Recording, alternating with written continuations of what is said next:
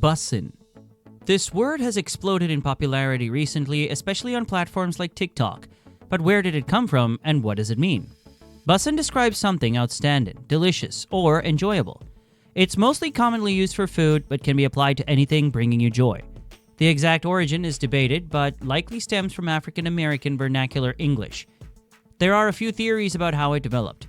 One idea is that it relates to the various definitions of bust, meaning to explode or to do well.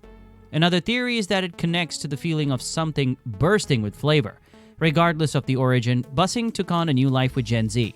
They broadened the use beyond just food to describe anything particularly remarkable. Cap. This slang term is essential for understanding the nuances of truth in social media. Cap itself means a lie or to lie. It is a shorthand to say that someone is exaggerating or making something up. On the other hand, no cap is like saying no lie or for real. It emphasizes that you're being truthful and not exaggerating. These terms likely originated in hip-hop culture, where wordplay and lyrical delivery are critical. The cap can be a metaphor for putting a fabricated story on your head. No cap then flips that idea, signifying honesty. They are often used together for emphasis, like saying, "This pizza is bussin', no cap," to express your love for the delicious food. However, you can also use them independently. Someone might call out a friend bragging with a simple cap, or use no cap to assure someone you're being truthful. Bet. This has become essential in Gen Z vocabulary, used in various contexts to convey agreement, approval, or understanding. Though its usage dates back to the late 20th century, bet gained significant popularity in the 2010s and 2020s through social media, music, and everyday conversation. In its simplest form, bet functions similarly to okay or all right. For instance, if someone proposes a plan or suggests, responding with bet signifies that you agree or are on board with the idea. Beyond agreement, bet can also indicate understanding or acknowledgement. If someone explains a situation or gives instructions, responding with bet shows that the message has been received and understood. Drip. Another term that has made significant inroads into Gen Z vocabulary, particularly about fashion and personal style. Originally delivered from being iced out with jewelry and bling, drip has evolved to describe an individual's overall sense of style and swagger. It refers to how people carry themselves through their attire and accessories, often implying that their fashion choices are striking, trendy, and exude confidence. Moreover, drip can be used as a verb, as in dripping or dripped out, to describe the act of dressing well or having a great sense of style. This term describes not just the clothes one wears, but also the confidence and attitude accompanying a sharp appearance. Flex. This term is commonly used among Gen Z to describe the act of showing off or boasting about one's achievements, possessions, or abilities.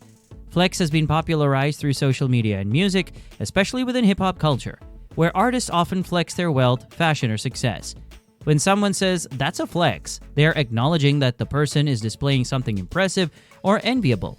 It can refer to tangible items like expensive clothing or gadgets, and intangible attributes like skills or experiences. For example, posting a picture of a luxury car or a vacation in an exotic location on Instagram might be considered a flex. Salty. This is a slang term for someone bitter, upset, or annoyed, usually over something minor or trivial. The term conveys a sense of pettiness or overreaction to a situation that didn't go as hoped. For instance, if someone loses a game and reacts angrily or sulks, they might be described as salty. The term can also apply to any scenario where someone exhibits irritation or resentment, such as being envious of another person's success or achievements. Saying, "he's salty because he didn't get the promotion," implies that the person reacts negatively and with bitterness. Sus. This is a shorthand term for suspicious or suspect. It gained widespread popularity among Gen Z mainly through the viral success of the video game Among Us, where players frequently use the term to describe someone they believe to be deceitful or untrustworthy. Calling something or someone sus in everyday use means that they might seem dubious. For example, if a friend is acting out a character or hiding something, you might say, "you're acting sus." This term can be applied to various contexts, from behavior and actions to situations that seem right. Lit. Originated from African American vernacular English and is now widely used by Gen Z to describe something exciting, excellent, or delightful. It's commonly applied to parties, events, experiences, or individuals that are exceptionally entertaining or impressive. For instance, saying, "that concert was lit," means that the concert was outstanding and memorable. Similarly, describing someone as lit implies that they are lively, fun, and exude positive energy. Lit has also evolved to describe a broader range of positive connotations. It can be used to highlight anything that stands out in a good way, from a fantastic outfit to an impressive achievement. The flexibility of lit allows it to be used in various contexts, making it a go-to term for expressing approval and excitement. Tea. In the world of slang, tea is a hot topic. It refers to juicy gossip, exciting news, or any personal information that will grab attention. Want to hear the latest? Just ask someone to spill the tea.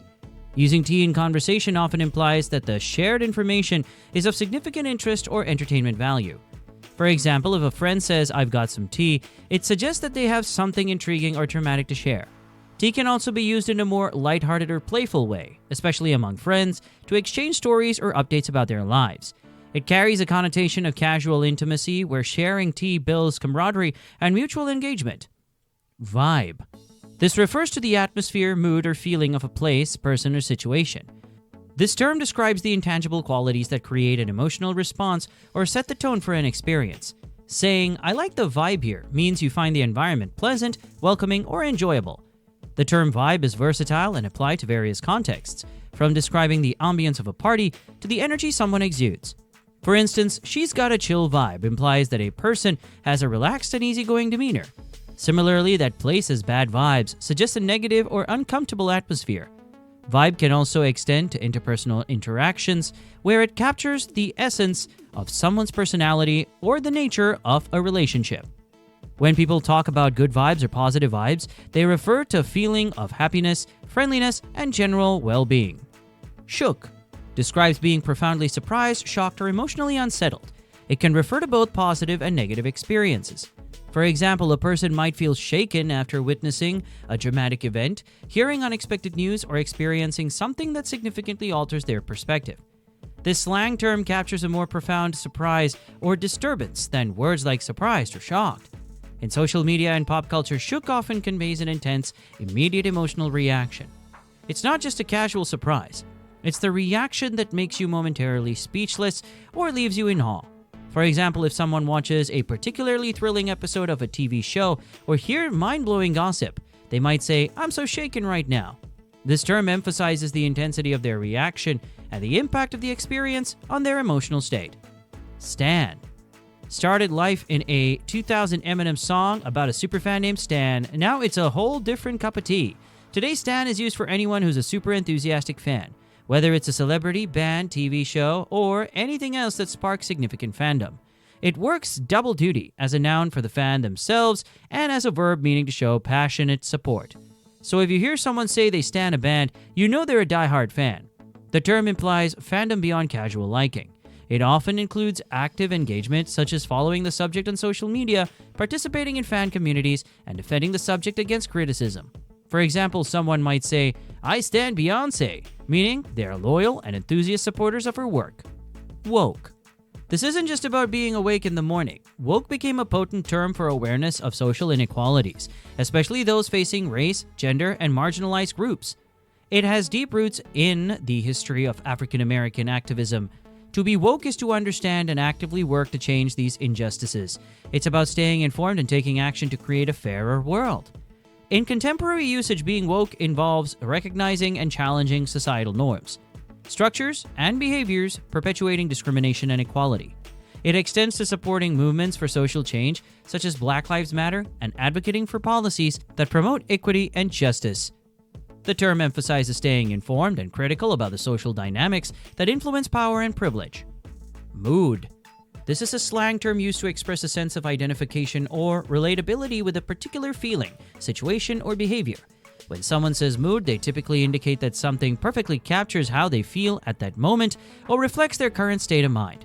For example, if someone sees a picture of a person lounging comfortably with a cup of coffee on a rainy day, they might comment, "mood," to convey that this scene resonates with their desire for relaxation and comfort.